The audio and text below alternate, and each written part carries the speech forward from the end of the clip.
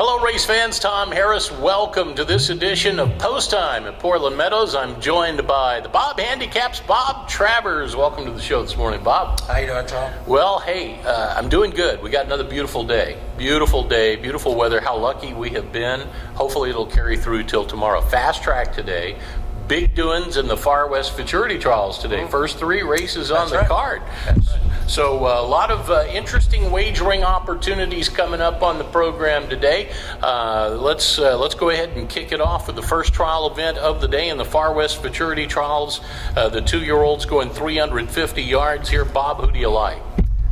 Without a doubt, without hesitation, you have to play the 6. I mean, you'd be crazy not to. The guy looks like a little monster.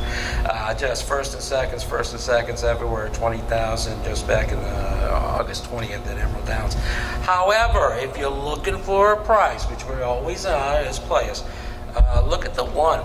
You're shipping in from Los Al. You got Hector Magallanes.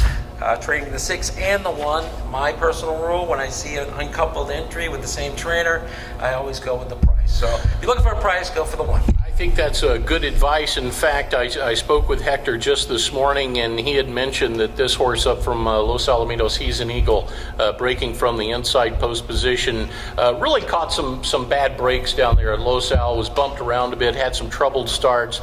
He really thinks this horse will improve greatly in the trials today. So I'm going to keep my eye on that one. Certainly throw that into the mix. I agree with you. I Deliver looks like the horse to beat. Looks like the guy to beat. Yeah. However, I'm going to tell you right now, the 2 and the 3 are going to be challenging for the lead. That's the only scares me with the 1. I think a lot of money will come on the 1 as the alternative, but I'm telling you right now, the 2 and the 3 look like they're going to go for it. And it's 15-second race, man. You know, So always look for the 2 and the 3 as well if you're looking for value, especially the 3. He might be the forgotten value in this thing. You know, and Bob, these 2-year-olds maturing right before our very eyes. So we're seeing horses that are improving, that are coming up the ladder.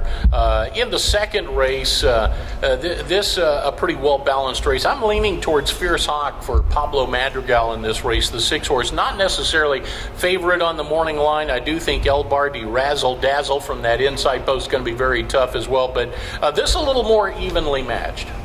I think you could go with either of those guys. In fact, I have them. I have El Bar, Razzle Dazzle coming in first. Why? He stepped it up to the plate, went from Grants Pass up to Emerald Downs, decent race in that 20,000. Whereas Fierce Hawk hasn't made that move yet. Just win. It's hard to come back and repeat. I know it's really a toss-up between those two, but I think one of those two is definitely the winner. And again, with my conversation with Hector Magallanes just this morning, he spoke highly of the inside horse here, El Bardi Razzle Dazzle. He thinks actually the inside post is going to be a plus for this horse. That's not always the case, especially with young horses, but in this case, he likes that inside post position.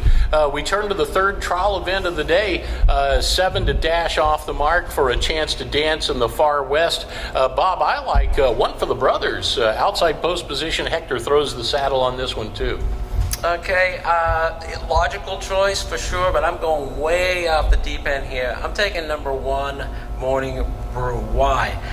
It's called First Time Beginner's Luck. Okay, it's how I get into the game. It's how a lot of us get into the game. We all of a sudden, I'll try that. We throw a couple numbers together and hit an $1,800 trifecta, and now you're a player for life.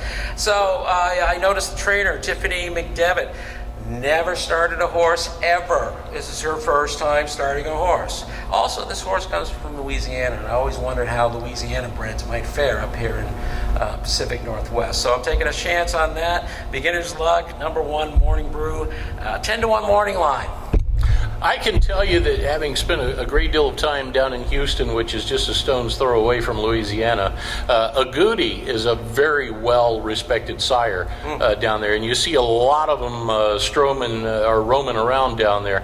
Agouti offspring's very popular down in that part of the country, and they do certainly earn some respect along the way when they reach out and race out west at Los Al. You see them in other places as well. So good breed lines there, I think, for that filly. This is going to be a pretty interesting race. Sharps, I think, fits into this race as well. This race last year, Bob, was worth over $30,000, so this is a pretty big deal. Oh, yeah. Also, too, I like the 2-horse Bunny's Best Advice. I think if the 1 doesn't show up, I think that's the winner of the 2. Also liking Diva Has It. I think definitely has a chance in here. And then I get you 7, 1 for the brothers. All right. Definitely a difference of opinion there, Tom. Well, that's why they run the race, right? Big Time Bob is here with me, Bob Travers of the Bob Handicaps, and fans can pick up your tip sheet. Free selections available on the main level of the grandstand down there at the information station. Guest services, and are they available online? Not this time. You know, we can do that.